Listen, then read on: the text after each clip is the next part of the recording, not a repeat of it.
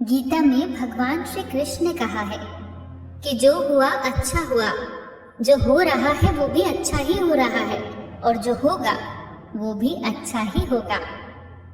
कभी कभी हमारे मन में यह प्रश्न भी आता है कि हर वो परिस्थिति अच्छी नहीं हो सकती जब हमारे साथ बहुत बुरा हुआ हो। पर इंसान देख ही कितना सकता है, समय के साथ साथ परत दर परत जब प्रश्नों के उत्तर मिलने लगते हैं तो हमें ये यकीन हो जाता है कि वाकई जो भी हो रहा है अच्छा ही हो रहा है। बस हमें अपना कर्म सच्चे मन से करते जाना है, बाकी सब कुछ उस पर छोड़ देना है। एक बहुत ही सुंदर कहानी है। एक बार मृत्यु के देवता ने अपने दूत को पृथ्वी पर भेजा एक स्त्री की आत्मा को लाने के लिए।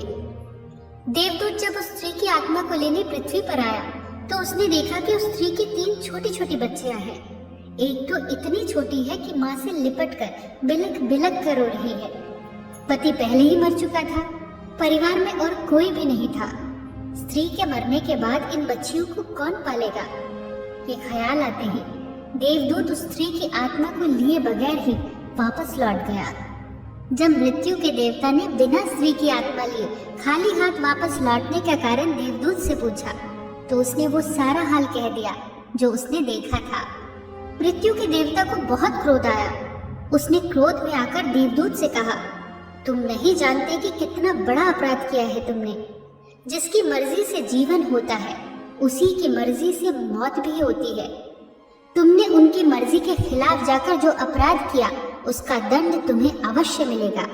तुम्हें पृथ्वी पर जाकर तब तक रहना पड़ेगा जब तक कि तुम्हें अपनी भूल का एहसास नहीं हो जाता, और जब जब तुम्हें अपनी भूल का एहसास होगा तुम्हें हंसी आएगी, और जब तुम 3 बार हंस लोगे तब तुम्हें वापस बुला लिया जाएगा। देवदूत ने सोचा, सही तो मैं ही हूँ, फिर मुझे अपने ऊपर हंसने का मौका कैसे मिलेगा? वो ये सोच ही रहा था कि उसे पृथ्वी पर फेंक दिया गया। अब उसका शरीर हर एक चीज को ऐसे ही महसूस करने लगा जैसे एक मनुष्य का शरीर करता है।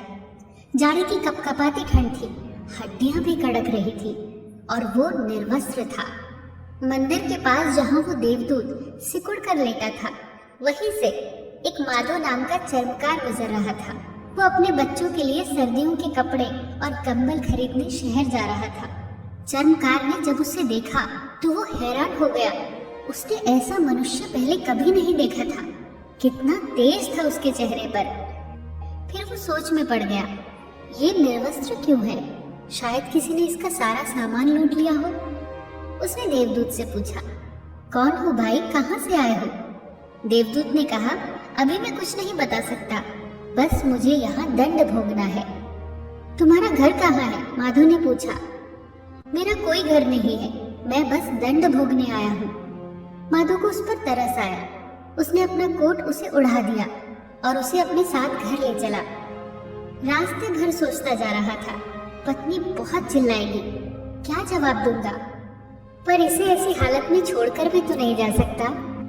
पत्नी ने जैसे ही देखा कि माधव न तो कुछ खरीद कर लाया है, ऊपर से एक निर्वस्त्र आदमी को उठा कर ले आया है, तो वो आग बबूला हो गई।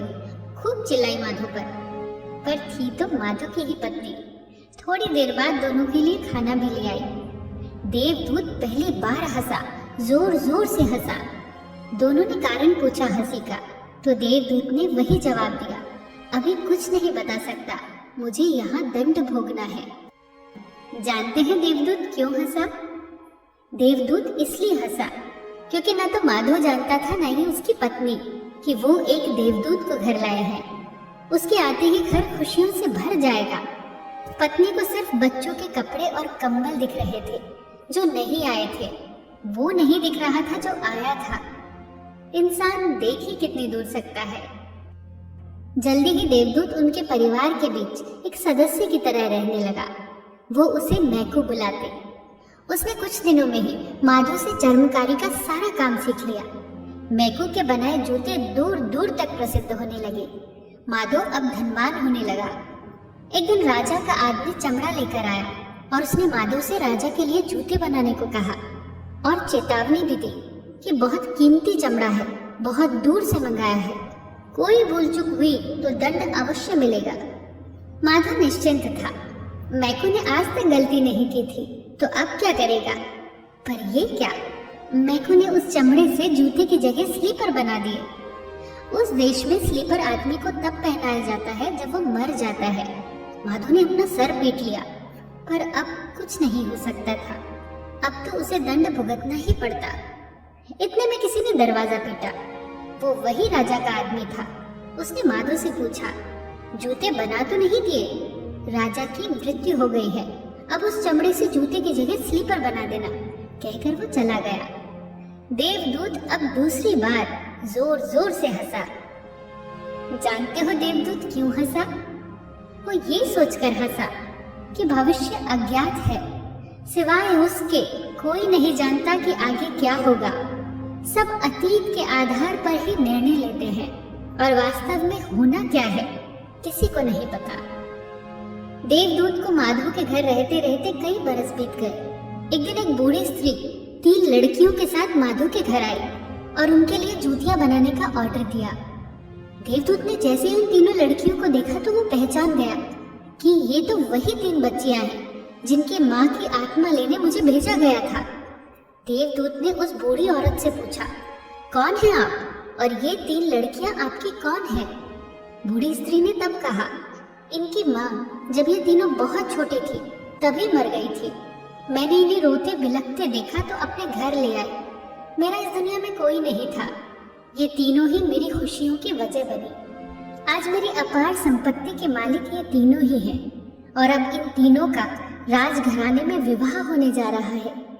ये सुनकर देवदूत तीसरी बार जोर जोर से हंसा। अब वो लगातार हंसता जा रहा था। जानते हो वो इस बार क्यों हंसा? आज उसे ये फिर से एहसास हो गया था कि उसने बहुत बड़ी भूल की थी। नियति बड़ी है, हम उतना ही देख पाते हैं जितना देख पाते हैं, और जो नहीं देख पाते बहुत विस्तार है उसका। आज उसने माधव को अपनी पूरी दास्तान सुनाई और अपने लोक चला गया, क्योंकि आज उसका दंड पूरा हो गया था। वो समझ चुका था कि जो हुआ अच्छा ही हुआ, जो हो रहा है अच्छा ही हो रहा है, और जो होगा वो भी अच्छा ही होगा। फिर मिलेंगे दोस्तों अगली कहानी के साथ। तब तक के लिए अपना ख्याल रखना और हमेशा मुस्कुराते रहना।